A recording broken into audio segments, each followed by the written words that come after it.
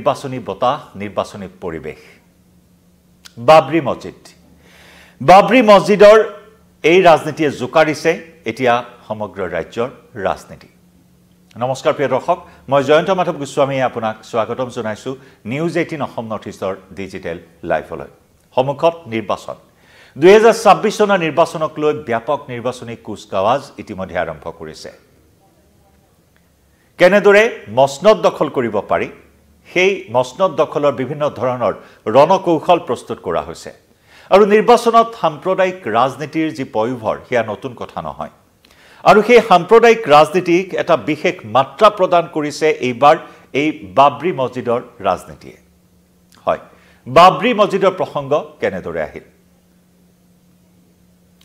সেই বিষয়ে এই মুহূৰ্তত ক'ব বিচাৰিছো আপোনালোকক বাবৰি মছজিদৰ ৰাজনীতিয়ে এই মুহূৰ্তত গৰম কৰি তুলিছে ৰাজ্যখনৰ ৰাজনীতি ক'ব বিচাৰিছো পশ্চিমবংগৰ ৰাজনীতিৰ খবৰ পশ্চিমবংগৰ বিধানসভা নিৰ্বাচনৰ পূৰ্বে এই বাবৰি মছজিদে জোকাৰিছে এতিয়া বংগৰ ৰাজনীতি অযোধ্যাৰ বাবৰি মছজিদৰ কথা ক'ব বিচৰা নাই যেনেকি 6 ডিসেম্বৰ 1992 চনৰ 6 ডিসেম্বৰত ধ্বংস হোৱা সেই বাবৰি মছজিদৰ কথা ক'বলৈ বিচৰা নাই মুৰ্ছিদাবাদৰ এটা বাবৰি মছজিদৰ বিষয়ে ক'বলৈ বিচাৰিছো যেটো মছজিদৰ ৰাজনীতিয়ে এই মুহূৰ্তত গৰম কৰি তুলিছে সমগ্ৰ বংগৰে ৰাজনীতি 26ৰ নিৰ্বাচন আহি আছে বংগত আৰু তেনে সময়তে তৃণমূল কংগ্ৰেছৰ পৰা মমতা দিদিৰ কবলৰ পৰা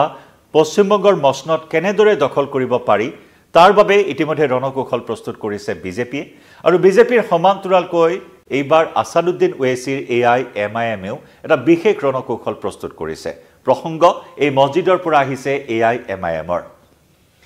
প্ৰায় 300 কোটি টকাৰ প্ৰকল্প এটা মছজিদৰ প্ৰকল্প য'ত আধাৰশিলা স্থাপন কৰা হৈছে আৰু এই বিষয়টোৱে বংগৰ ৰাজনীতিত এই মুহূৰ্তত তুলপাৰ লগাইছে খলকনি সৃষ্টি কৰিছে 300 কোটি টকীয়া এটা বৃহৎ প্ৰকল্প মুৰ্ছিদাবাদত ইতিমধ্যে আধাৰশিলা স্থাপন কৰা হৈছে যোৱা 6 ডিসেম্বৰত সেই খবৰ ইতিমধ্যে আপুনি লাভ কৰিছে কিন্তু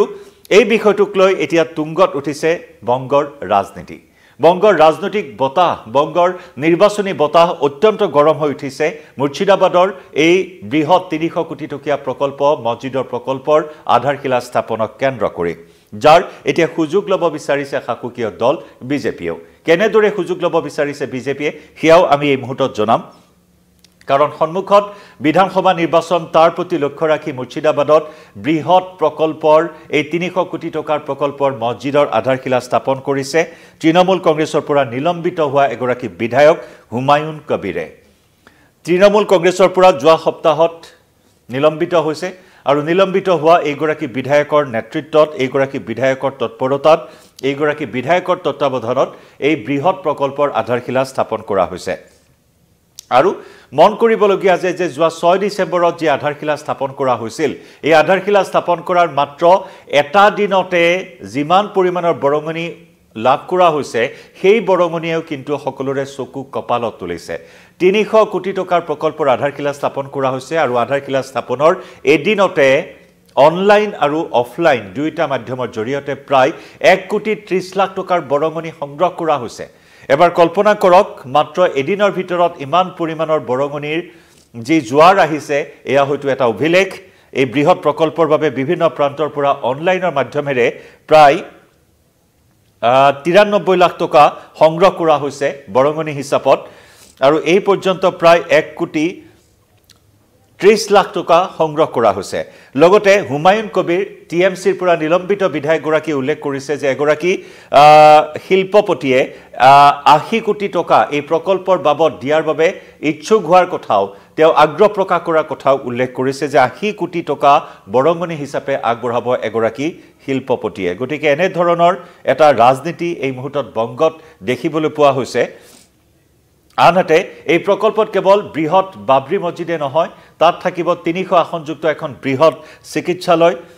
এখন বিদ্যালয় লগতে থাকিব হোটেল বিলাসী হোটেল লগতে থাকিব অতিথি গৃহ সভাকক্ষ লগতে থাকিব হেলিপেড মুঠৰ ওপৰত এটা বৃহৎ প্ৰকল্প বৃহৎ এখন সাম্ৰাজ্য এই বাবৰি মছজিদক লৈ এখন বৃহৎ সাম্ৰাজ্য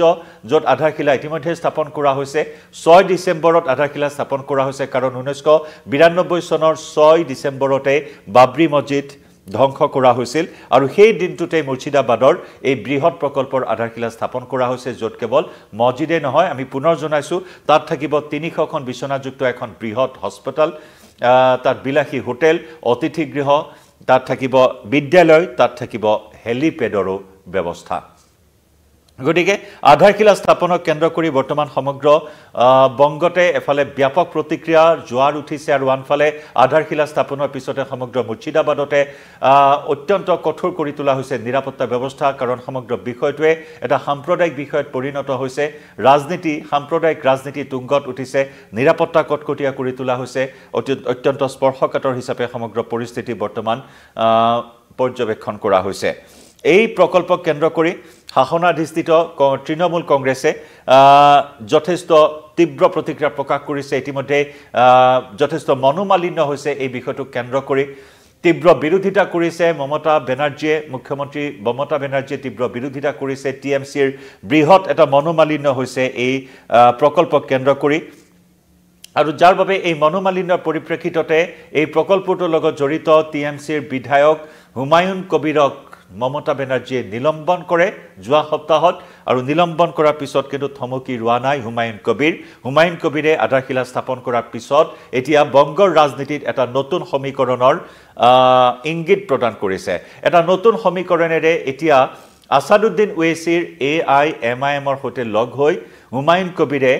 বংগ কন্যা মমতা বেনাৰ্জীক প্ৰত্যাহ্বান জনাবলৈ এই মুহূৰ্তত থিৰাং কৰিছে বিজেপিক প্ৰত্যাহ্বান জনাবলৈ থিৰাং কৰিছে অনাগত নিৰ্বাচনত বিজেপি আৰু টিএমচিক প্ৰতিহত কৰিবৰ বাবে এক বিশেষ ব্লুপ্ৰিণ্ট প্ৰস্তুত কৰিছে হুমায়ুন কবিৰে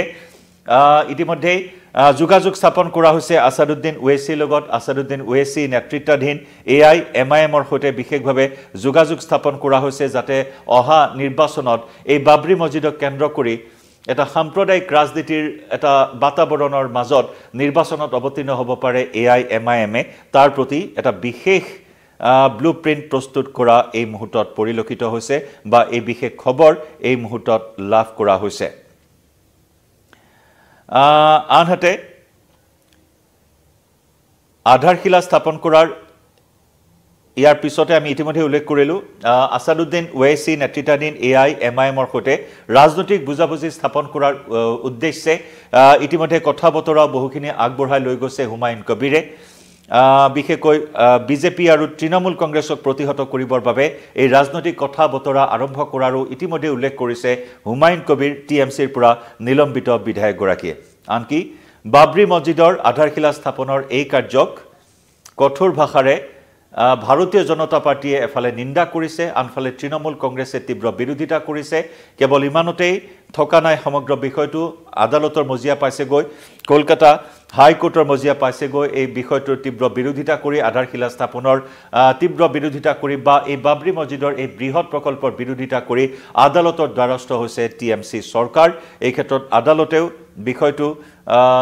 নিৰাপত্তাৰ ওপৰত বিশেষ গুৰুত্ব প্ৰদান কৰি ৰাজ্য চৰকাৰক প্ৰকল্পস্থলীত আধাৰশিলাস্থলীত কটকটীয়া নিৰাপত্তা বেষ্টনী গঢ়ি তোলাৰ নিৰ্দেশ প্ৰদান কৰিছে আৰু সমগ্ৰ বিষয়টোক লৈ এতিয়া বিজেপি যথেষ্ট সৰব হৈ পৰিছে সাম্প্ৰদায়িক ৰাজনীতিৰে বিগ বাষ্প বিয়পোৱাই এনেদৰে আধাৰশিলা বা এনে ধৰণৰ এটা বৃহৎ প্ৰকল্প মছজিদৰ ৰাজনীতিৰে এটা বংগত নতুন সমীকৰণৰ চেষ্টা চলোৱা হুমায়ুন কবিৰক সমালোচনা কৰি এতিয়া জনমুখী হোৱাৰ চেষ্টা চলাইছে বিজেপিয়ে এটা ৰাজনৈতিক ইস্যু হিচাপে লোৱা হৈছে সাম্প্ৰদায়িক চিন্তা ভাৱনাৰে পশ্চিমবংগত নিৰ্বাচনত অৱতীৰ্ণ হোৱাৰ বাবে এই কুটিল ৰাজনীতিৰ আশ্ৰয় লোৱা বা এনে ধৰণৰ বাবৰি মছজিদৰ আধাৰশিলা স্থাপনৰ ৰাজনীতিৰ আশ্ৰয় লোৱাৰ তীব্ৰ বিৰোধিতা কৰি বিজেপিয়ে প্ৰতিক্ৰিয়া প্ৰকাশ কৰিছে আৰু লগতে তেনে ৰাজনীতিত ভুল নাযাবলৈ পশ্চিমবংগৰ জনতাক আহ্বান জনাই বিজেপিয়ে সৰ্বশক্তি প্ৰয়োগ কৰি অধিক জনমুখী হোৱাৰ চেষ্টা চলোৱা পৰিলক্ষিত হৈছে গতিকে গেৰুৱা দলটোৱে মুছলমান লোকৰ সাম্প্ৰদায়িক ৰাজনীতিক আলম কৰি ৰাজ্যখনত গেৰুৱা দলটোৱে যাতে এটা গতি লাভ কৰিব পাৰে অধিক জনমুখী হ'ব পাৰে তাৰ বাবে সৰ্বতোপ্ৰকাৰে উঠি পৰি লগা পৰিলক্ষিত হৈছে কাৰণ যোৱা নিৰ্বাচনসমূহত বিজেপিয়ে সৰ্বশক্তি প্ৰয়োগ কৰি আহিছে টিএমচিৰ বিৰুদ্ধে 2016 চনৰ নিৰ্বাচনে হওক 2021 চনৰ নিৰ্বাচনে হওক প্ৰতিটো নিৰ্বাচনতে টিএমচিক উৎখাত কৰি পশ্চিমবংগৰ মসনদ দখল কৰিবলৈ বিজেপিয়ে সৰ্বশক্তি প্ৰয়োগ কৰি আহিছে আনকি যোৱা লোকসভা নিৰ্বাচনতো সৰ্বশক্তি প্ৰয়োগ কৰিছে যদিও যি লক্ষ্য আছিল বিজেপিৰ সেই লক্ষ্যত এতিয়াও উপনীত হ'ব পৰা নাই এবাৰ টাৰ্গেট বিশেষভাৱে লোৱা হৈছে 2026 নিৰ্বাচন পশ্চিমবংগৰ ৰাজনীতিত বিজেপিয়ে খুপনি পুতিবৰ বাবে বিভিন্ন ধৰণৰ ব্লুপ্ৰিন্ট ৰণকৌশল ইতিমধ্যে প্ৰস্তুত কৰিছে আৰু তাৰ মাজতে আহি পৰিছে এই মছজিদৰ ৰাজনীতিৰ প্ৰসংগ এই মছজিদৰ ৰাজনীতিক তীব্ৰ সমালোচনা কৰি গৰিহণা দি সাম্প্ৰদায়িক ৰাজনীতিত পশ্চিমবংগৰ জনতাক ভুল নাযাবলৈ আহ্বান জনাই এতিয়া বিজেপিয়ে উঠি পৰি লাগিছে এই ইস্যুটো লৈ ৰাইজৰ মাজলৈ গৈছে